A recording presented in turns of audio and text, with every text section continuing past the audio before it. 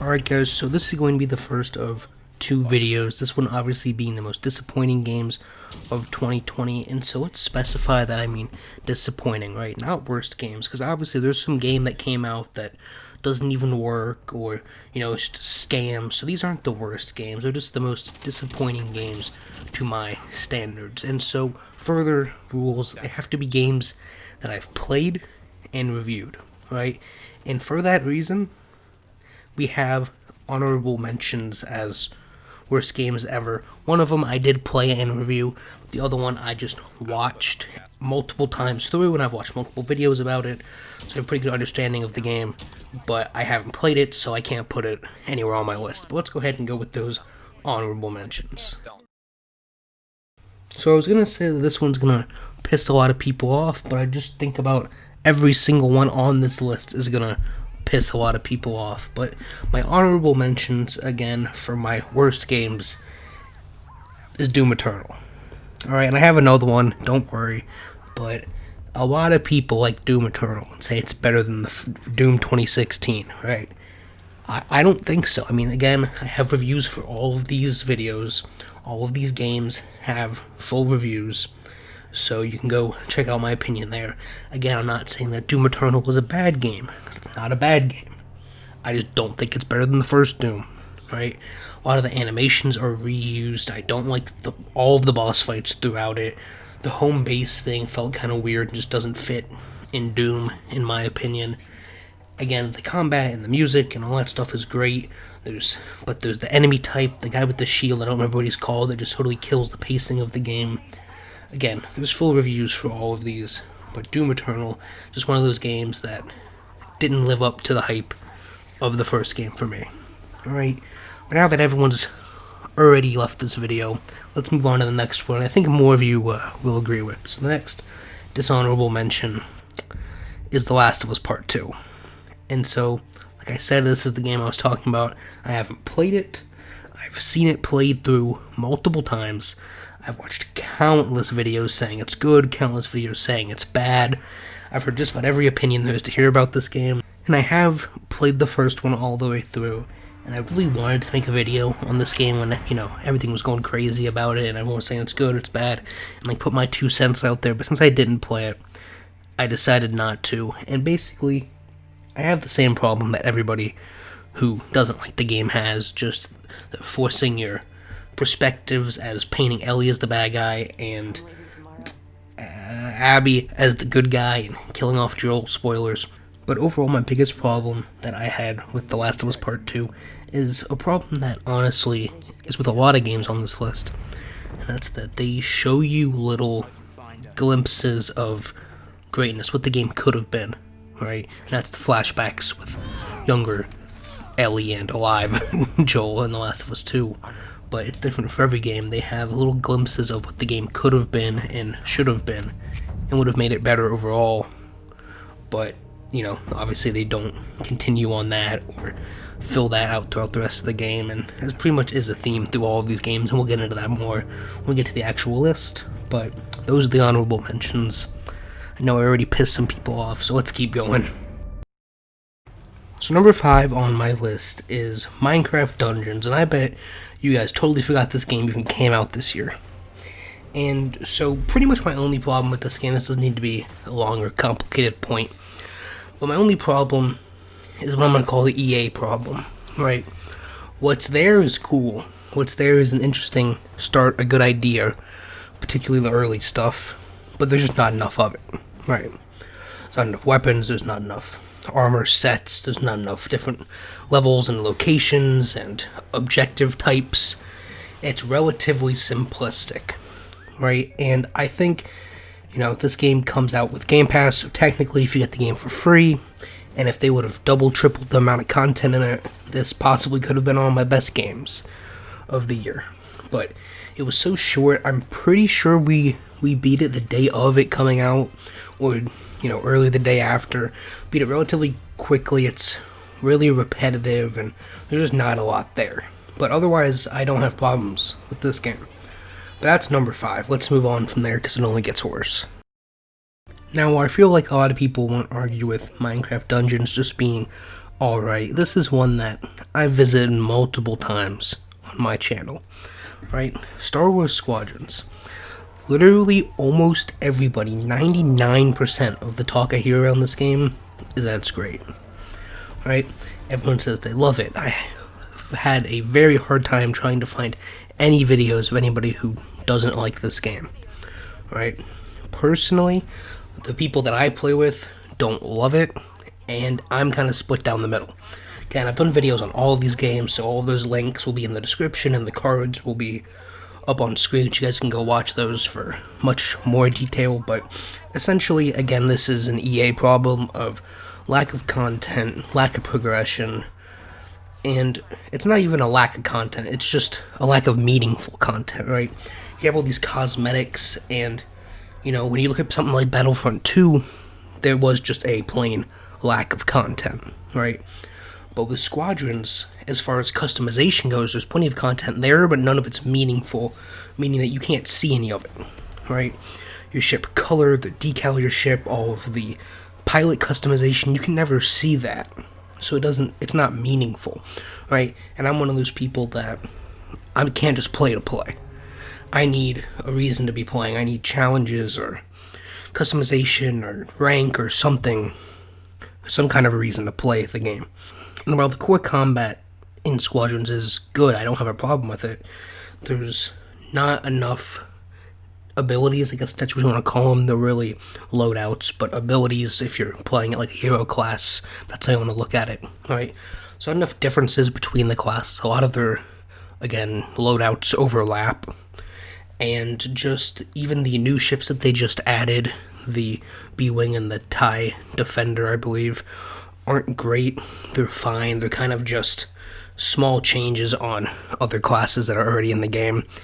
And, you know, there's not a lot of maps. And so just overall, this game is just lacking depth to it, right? It looks cool. It's fun for a little bit. But when you really sit down and think about it and want to progress and do something worth your time, that's just not there yet. And they said they aren't updating the game, so that's kind of why I've said it's not getting better, and this is where it's going on my list. So let's move on to number 3. So number 3 being Black Ops Cold War, I feel like is another one of those games that is split 50-50, right? So a lot of people who love it, a lot of people who hate it. Out of the few comments that I got on my video, I can see people who hate me now because I hate it, but so let's break it down. Right, I've made a very long 50-some minute campaign review. I've also made a zombies and multiplayer review, and essentially summing up that, it was probably an hour and a half of video for you guys quickly. I hate the campaign just because it's unoriginal and boring. None of the characters are interesting, right? And the multiplayer and zombies are both fine. Zombies, I think, being the strongest thing there. And so originally, I thought this game was fine. You know, I hated the campaign, but everything else was just alright. It was sitting at average. But then Warzone comes out. And not that I'm hating on Warzone itself, it's kind of what Warzone showed about just Call of Duty as a whole. And so, Warzone to me is all based in Modern Warfare. If you haven't played Warzone, haven't watched my Season 1 video, just anything at all, essentially, what they decided to do was, instead of making their own creative thing and kind of porting all of the Modern Warfare stuff into Cold War, they just ported the Cold War content into Warzone. So essentially, to me, that's saying we have no faith in Cold War, right? Modern Warfare took off, Warzone took off, we're not going to risk it and try and do something unique and creative. We're just going to take the new stuff that we have and just add it to the old stuff, right? It's the same menu from Modern Warfare's Warzone, it's the same attachments from Modern Warfare's Warzone. Everything works through Modern Warfare, and that kind of just tells you that they're just not confident in their game. And so overall, you know, I don't think this is going to be something that I'm playing for the whole next year like I did with Modern Warfare. I think, you know, I'll visit Warzone every now and then, but other than that, I'm pretty much done with Cold War at this point. Unless they do something crazy and maybe add Mason and a Battle Pass, I'll play through that one, but that's about it. Again, this is Call of Duty, so it's one of those ones that's going to be split 50-50, but you guys let me know what you think.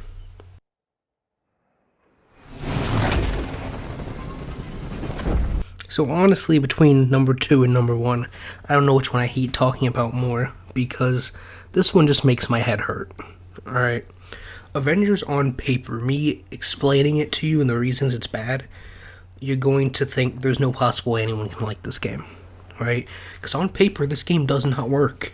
And, when I'm taking notes and writing stuff for my reviews and making the reviews, I'm like, yeah, this game is terrible. But then when you play the game, this game is just fun. Like, it's fun to just play. It's like Squadrons, right? Where you're in the match, it's fun to play. Once you get out of it, you realize there's nothing there. And so this is kind of, if you haven't played this or anything on it, they base their game a lot on loot and kind of a skill tree and that RPG style of gameplay that's been, rising up over the past couple of years. And so, apart talking from story problems and not using characters correctly or at all, just gameplay-wise, right, they have loot that doesn't change appearances, which doesn't bother me too much, but it's just one of those weird choices. The loot itself isn't that interesting or cool-looking, right? The cosmetics, while there are some that are cool, the cool ones are few and far between.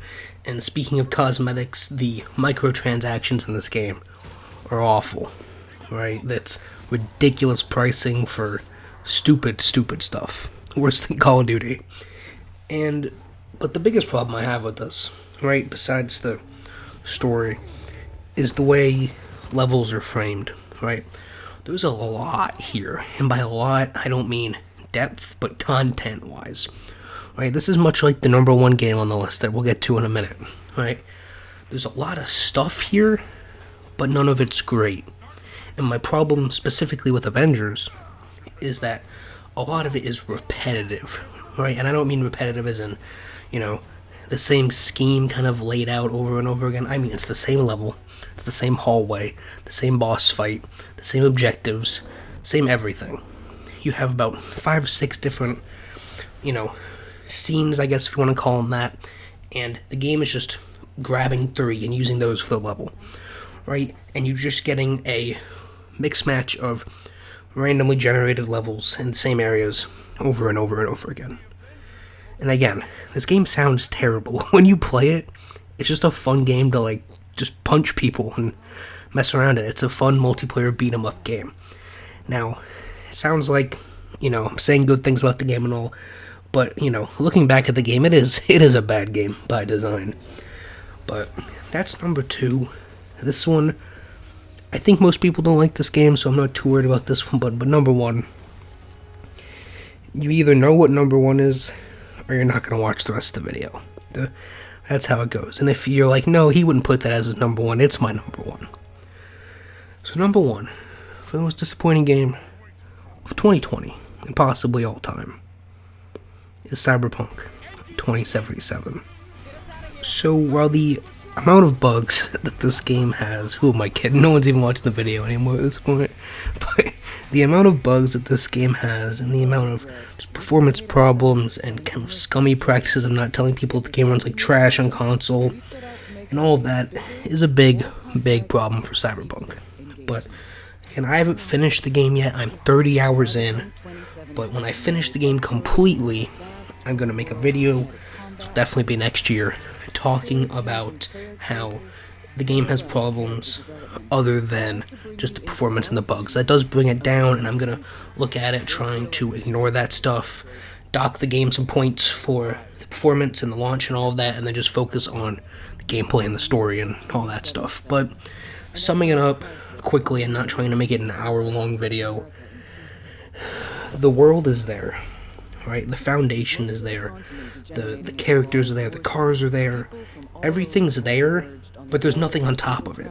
And so you're probably wondering, what the hell does that mean? And so, essentially, they built the car, but they built the lights and the GPS and the fancy surround sound before they put the fucking engine in the thing and made sure it worked. Right? That's my best analogy for this game. But I mean, the gameplay, just the combat isn't there, the exploration isn't there, the driving can't be there because of the frame rate and performance problems. The world is cool and interesting, but again, a lot of the characters, at least in the beginning, a lot of them are forced, and they skip some of the best parts of kind of introducing you to the city and you exploring around the city and like making a name for yourself. They just skip that entirely and put it in a cutscene. Again, while my full review for this game is not out, if you look at my first impressions video, I played that, and I believe 2.5 hours in the game, and 28 hours later, I still feel the same. While, again, my biggest problems are with performance and bugs and all that, because that's messed up that the game launched like that. Again, just a lot of the gameplay isn't there. A lot of it that is there is repetitive. The skill tree isn't that interesting. The enemies are just a bit too bullet spongy. The difficulty is insanely broken. I mean, I literally experimented with this yesterday. You either go into an area where the enemies are so brain dead and stupid, you can walk around hip firing, taking notes on your phone while you're playing the game, or if the difficulty is anything above moderate, you're instantly killed in one shot. High difficulty does not mean I die instantly. That is not what high difficulty means. High difficulty means it is slightly challenging, right? Why do you have a very hard filter, a very hard level of difficulty, if hard kills you instantly? What is the point? I'm trying not to rant about this game. It makes me so angry. There's so many just game-breaking bugs even weeks after the game has been out, right? And at launch it was terrible, but still, there's loot I can't pick up, certain mission objectives that just I can't finish. I have to reload my game. There's so many problems with this game, and again, that's why this game needs a full review. That's probably going to be an hour long after I finish my Assassin's Creed Valhalla review. But these have been my 5 most disappointing, not worst, most disappointing games of the year. And so, the next video after this will be the best games of the year. So we'll end the year on a positive note. The top tier games, you're looking for something to buy, you can grab something off that list. And that's all I have to say. Man, Cyberpunk is rough.